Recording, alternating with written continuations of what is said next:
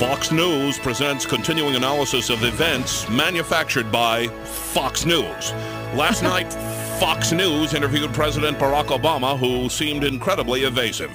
Listen as he tries to avoid Fox News interruptions. I mean questions. This measure? But Mr. President, this month... He's obviously trying to hide by talking underneath breath. Mr. President, let me insert I mean, this. if the man has answers, why doesn't he just shout them out? But no. So you don't buy the CBO or the actual... And that wasn't the worst of it. Here are some exchanges that didn't make the aired interview. Mr. President, do you spend any time worrying about real Americans? I don't spend a lot of time worrying about Okay, I'll take that as a no. How do you respond to the fact that this bill will kill my grandmother? We're fixing a broken... Do you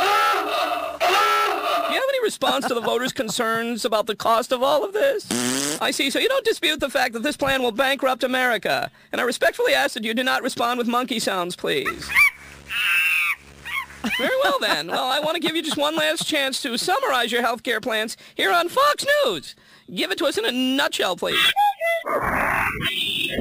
There you have it. Before we release these excerpts, we called the White House for comment, and were given this response. Get off my phone, you little pinhead! Be right back after these words from Survival Seed Bank.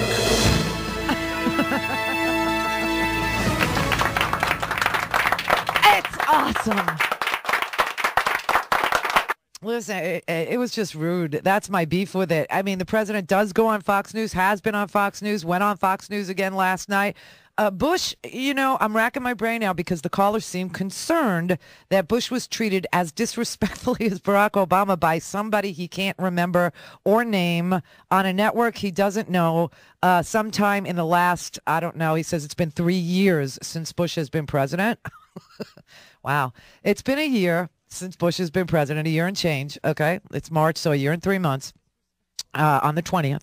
And the only interview, I'm going to help you out because I like to know what you're talking about more than you do sometimes. The only interview I can recall was on Matt Lauer on the Today Show with Bush. And this was as testy as it ever got. Okay. It wasn't a shouting match. Matt Lauer didn't disrespect the president.